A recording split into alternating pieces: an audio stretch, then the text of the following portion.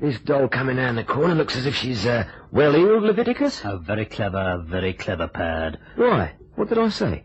You said she was well-heeled, and she's wearing a pair of stilettos about 6 inches high. Oh, did I make some sort of gag, then? Yeah, inadvertently, boy. You knew? Ah, easy, boy. Yeah, she's getting closer. I bet your leopard skin handbag's good for at least a tenner. Yeah, you trip up, Pad. I'll do the snatch, right? You leave it to me. I'll trip it up, and you snatch the handbag. Yeah, you must have been inoculated with a gramophone needle. Yeah, quiet now.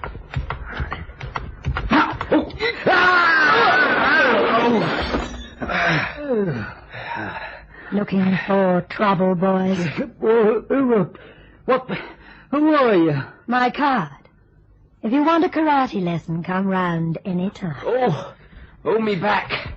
Oh, I think it's broken. Here. What does that card say? It says, Tony Lane, Simon's Unlimited, 33 Half Moon Street.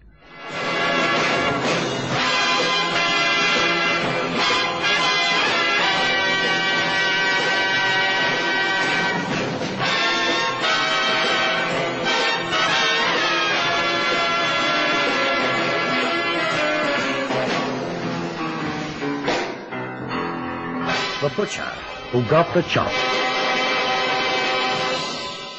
John Hargreaves styled himself as a wholesale purveyor of high-class meat. He would have balked at the term butcher. But then, John Hargreaves' formative years had been spent on the playing fields of a public school, and not at the chopping block. The business was inherited from his father, an honest and ambitious man who preferred his son to wield a pen rather than a meat axe. On the sudden demise of Hargreaves Sr., the white-collar John and a young sister Jill inherited the business, which continued to prosper.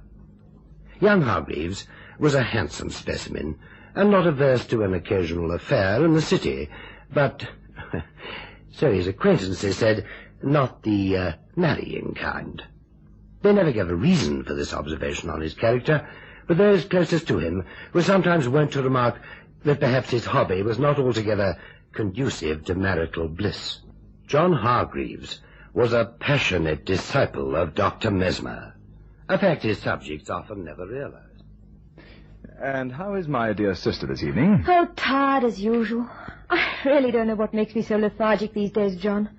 I never seem to have the energy to do anything. You've seen the family doctor? Yes, and he says there's absolutely nothing wrong with me, physically at any rate. But there must be some reason for this constant lethargy. Are you in love, old dear? Of course not, silly. Silly? Well, people do fall in love, you know.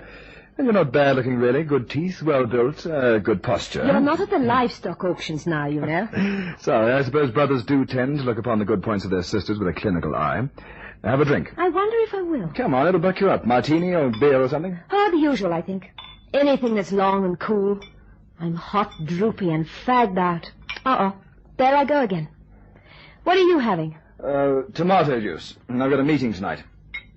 What do you do with yourself all day? Well, I meant to go shopping, but I didn't get any further than Lin Fu's Chinese restaurant. I met an old school friend there, and we chinwagged for so long. You know how these Chinese meals go on and on. It was too late.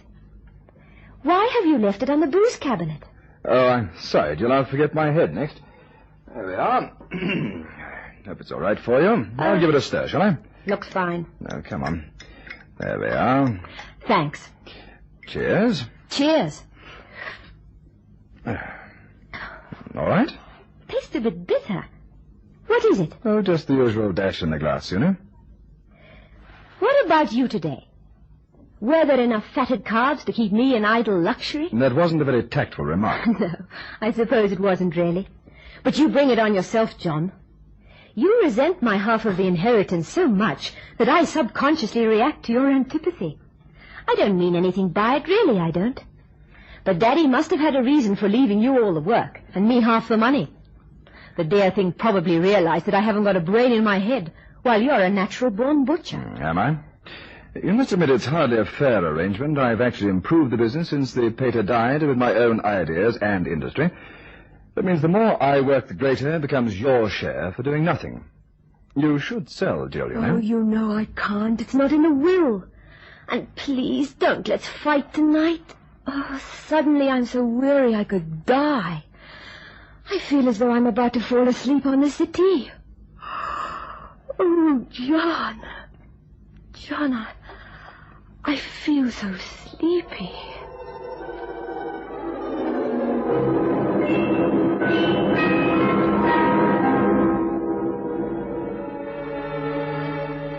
Let me look at you. Look closely into my eyes. Now look deeply, Jill. Deeply. Deeply.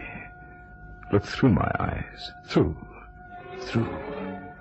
Come with me, Jill. Come with me. Come. Stand up. Stand up. Yes, that's right. Raise your hand, Jill. The right one. Yes. Turn around. Turn around. You're under, Jill, completely under until I wake you up. I've been drugging you, Jill, and that's why you're so tired all the time. It breaks down your resistance. I drugged you a drink just now, Jill. That's why it tasted bitter. But you won't remember any of this when you wake up, Jill. You won't remember anything. Your mind will be a blank. Sit down, Jill. Sit down. I want to talk to you. Yes. You are going to learn to swim, Jill. To learn to swim. You've always hated the water, but now you want to learn to swim. To swim. To swim. To swim.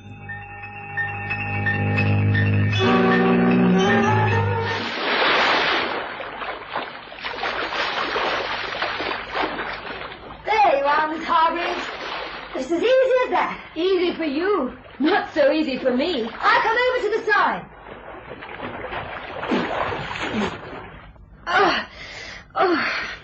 Water's lovely. Now it's your turn, Miss Hargreaves. Oh, not just yet. And please don't call me Miss Hargreaves. It sounds too awfully formal. I'm Jill. And I'm Tony. And we'd better be friends because I've a feeling that you're going to be here for a terribly long time, if I ever learn to swim. That, Jill Hargreaves, is a very snazzy piece of swimwear. It only just retains your modesty, but it's going to get wet right now. Mr. Mason said when I telephoned that giving swimming lessons wasn't strictly in your line. But I'm glad he sent you. Somehow you give me a confidence that an ordinary instructor wouldn't transmit. A regular swimming coach would think me an awful bore. What made you ring Assignments Unlimited, by the way? Well, it was my brother, actually, John. I spoke to him about learning to swim, and he recommended your Hello firm. there. Having fun? Freak of the devil. Come on over, John. Meet my instructress. I say, it's rather good looking. Careful, he's dynamite. Married? Yes, to his business. If he ever marries, it'll be into money. Exit yours truly, Tony Lane. Well, how's it going, Jill? Can you swim yet? Perfectly, as long as it's on land. Meet my instructress, Tony Lane. My big brother, John Hargreaves.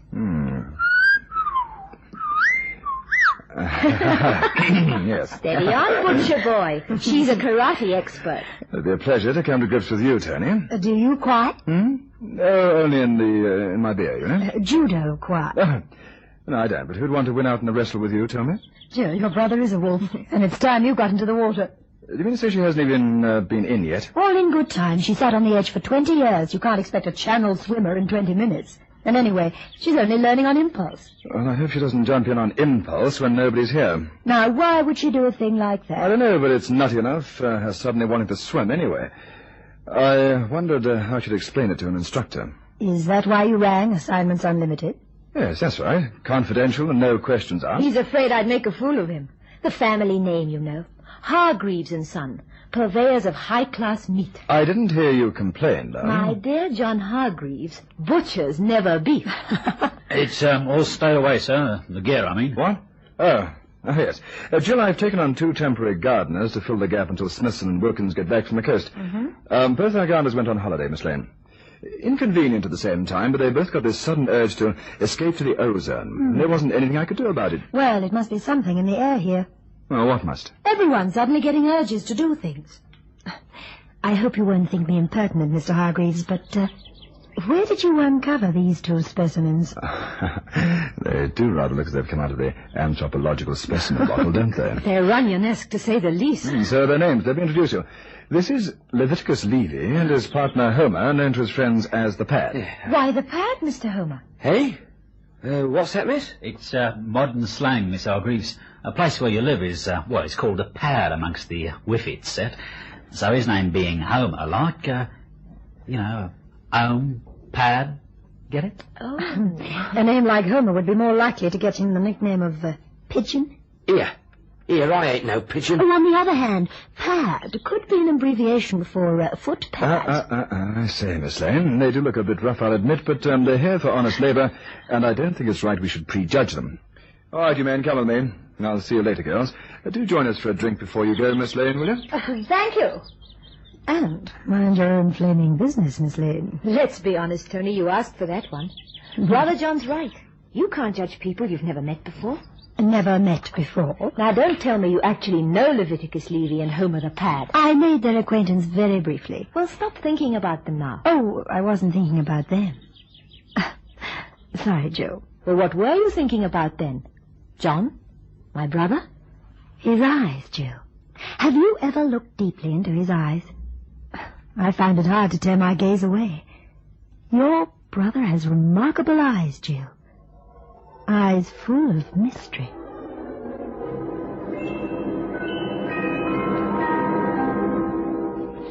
Look deeply into my eyes, Jill. Closely. Closely. Look deeply, Jill. Deeply. Deeply. Look through my eyes. Through. Come with me, Jill. Come with me. Yes. Answer me, Jill. Did you get into the water today? Yes, John. I got into the water. Did you lose your fear of the water, Jill? I am not afraid when Tony is there.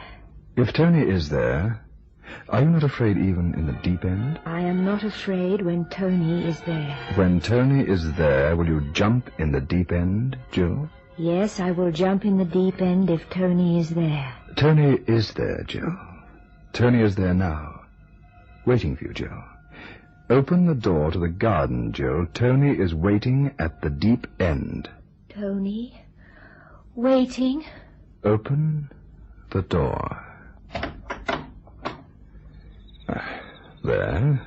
You see, Jill, there's a full moon. You can see the swimming pool, Jill. Go to the deep end. Tony is waiting. Go to the deep end and jump in. Go to the deep end and jump in? But you're not afraid if Tony is there, are you? No, I am not afraid if Tony is there. Go to the deep end and jump in. Go to the deep end and jump in. Go to the deep... Tony Lane had been with Assignments Unlimited for barely a year, but she'd learned in a tough school. It might have been pure coincidence that the two thugs who'd attacked her in Craddock Mews were now in the employ of John Hargreaves. It could be circumstantial that both hired men were away at the time Jill Hargreaves got her inexplicable urge to swim. It was sheer fancy that made her shudder at the thought of John Hargreaves' eyes. Whatever it was certainly responsible for her return to the Hargreaves home in the dead of night. Tony Lane might have been hard put to explain her actions. I could have told her it was instinct, a sixth sense born into anyone who leads a life of danger. The 10-foot gate in the massive wall that surrounded the gardens was no obstacle to Tony. She shinned easily over it and glided quickly through the shadows towards the swimming bath. The moon broke free from a scudding cloud and revealed a white, shrouded figure moving slowly across the lawn. Tony froze in her tracks. Then she saw who it was. Go to the deep end and jump in. I am not afraid when Tony is there. Go to the deep end and jump in. I am not afraid when Tony is there. Jill, it's me, Tony. What are you doing? Where are you going at this time of night? Jill! I am not afraid if Tony is there. What? Deep end. Jill, wake up. Wake up, I say! Got to jump in the deep end. What's the matter with you, Jill? Have you been drugged? Jill, you're walking in your sleep. I am not afraid when Tony is there. This is Tony. Can't you understand? Oh, I'm sorry, Jill, but I'll have to hit you again. Jill, have to leave you now, Jill, just for a moment. But I'll be close by. Do you understand? Oh, you poor thing. Yeah, it came from over there by the swimming board. Get your shotgun pad and come with me. I'll be near, Jill, remember? Tony will be near. The two thugs will look after you. I just have a feeling about it. The deep end. Don't be afraid. Tony's here. Yeah, Pat, someone's jumped in the pool. Did you hear the splash? Well, of course I did. I ain't got claw fears. I can't swim either. Yeah, if we don't pull her out, she'll drown. How do you know it's a she? Yeah, I've got claw eyes as well, do you? Here, hold me coat. What are you going to do then? Ooh, flipping cold in here, mate. Here, grab her arms and lug her out. Yeah, got her. All right, in here. Up you come. Easy, easy. Yeah. Ooh. Well, don't leave her here to freeze to death. Chuck my coat over her. Yeah, quite the lifesaver, ain't you? Yeah, you ought to wear a little red cap and carry a flag up and down Bondi Beach. Do you reckon? Blimey. Yeah, what's that now? Look who it is. Eh? Yeah, Miss Hargreaves. She's passed out. Now, what do you think she'd be doing going for a dip in the middle of the night in her nightie? And what was she screaming at, I wonder? His nibs must be out, or he'd have heard her. Yeah, did you hear the boss go out this evening? No, I didn't. Yeah, Leviticus, don't you think we ought to get her up to the house? She'll catch her death. Yeah, how are we going to get her in if the boss is out? Same way she got out, I suppose. You know, Pat, that water's cleared your brain up a bit. It's jogged your screw back in place. All right, mate, let's lift her up and... Yeah. There might be an housekeeper or someone in the house, you know. Yeah, there's nobody. Only us. I asked the boss this morning. Only us. If he's not out, then he must sleep like a log. Fancy a place like this with no dogs, no burglar alarms, no servants, and no new sleep like a log. Yeah, something tells me, when we finish this job here, this joint's going to be revisited. All right, put her down here. Let's knock on the door in case there's anybody in.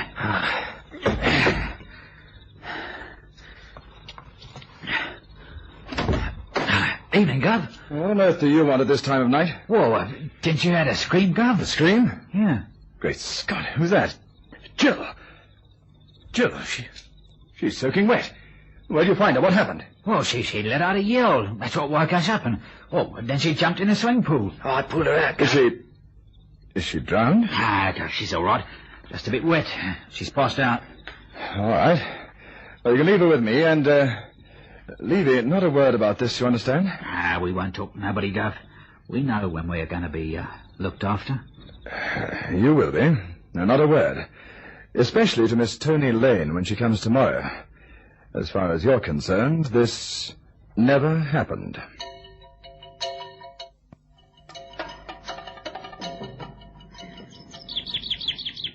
Oh, it's wonderful in the sun, Tony. I like to feel the sun burning into me. It's as though my bones have been chilled in one of John's meat freezers and the sun is thawing me out. Have you seen John this morning? Yes, at breakfast. Jill, where did the other two gardeners go for their holiday? Smithson and Wilkins? Southend on Sea, I think they said. Wilkins has some sort of relation living there. Why do you ask? I have a reason. Why don't you have a housekeeper? We have, but she's on holiday. Where? In the Lake District. Tony, what's got into you? Why on earth are you asking all these questions? The Lake District. Tony Lane, have you taken leave of your senses? Not yet, but I'm pretty sure that you've taken temporary leave of yours at odd times. And you don't know a thing about it. Are you being deliberately rude? I'm not being rude at all, Jill. Please believe me. If I told you that last night you walked in your sleep towards this very pool, dressed in your nightgown, and that you jumped in the deep end, what would you say? That either you're as nutty as a fruitcake, or I'm in another world. Because if I had done that, I'd be as dead drowned as a cat in a sack. Oh, there's John off to work. Well, thank heaven for that. He disturbs you, my brother, doesn't he? Yes. It's his eyes. His eyes? Oh, never mind. You were pulled out of that pool last night by Levy and Homer, the two new men. You screamed before you jumped, and that woke them up. They pulled you out and took you to your brother, who said he hadn't heard a thing. You were unconscious. Your brother told them not to say anything about it. especially to me. Now I know you're mad. You haven't seen Levy and Homer this morning. In fact, you haven't seen anyone at all except me. If that did happen, how could you possibly know about it? I came back last night to keep an eye on you. Are you trying to tell me that you saw all this happen? If Levy and Homer confirm what I say, then I must be telling the truth. Not so? But it means... Well, if what you say should be true, then my own brother must wield some unnatural power over me. A sort of mesmeric influence. Yes. But that's horrible. The two of them are working on the flower bed. Shall I call them over? Tony! Can't you see, Jill? You've got to find out how this fanatical desire to swim has suddenly so completely absorbed you. Yes. Yes, I do see. But you said that my brother had told them not to say a word. If that's so, then they'll keep quiet. I think not. Have I your permission to try? Well, all right. Levy! Homer!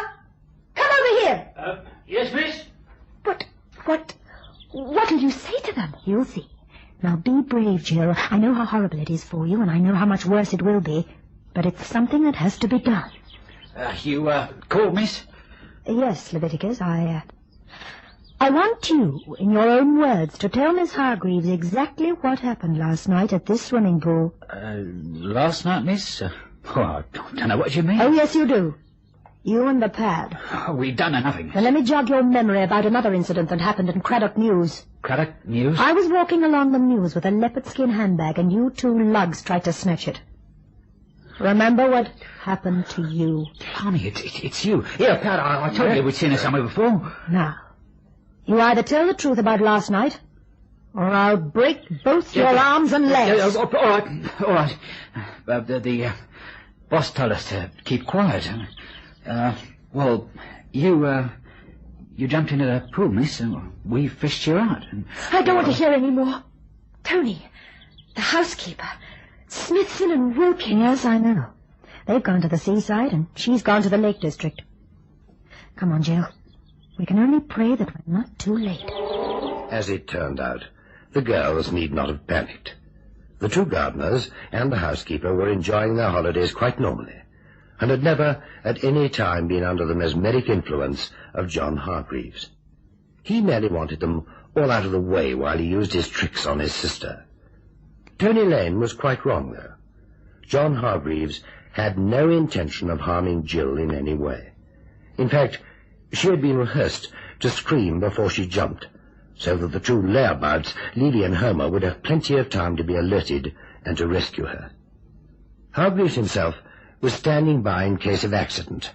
He wished his sister no harm, but he figured that if he could convince her that she was constantly prey to mental aberration, she might give him power of attorney of her share of the business. Well, all is forgiven now, and John Hargreaves has given up his books on Dr. Mesmer. He's learning karate instead.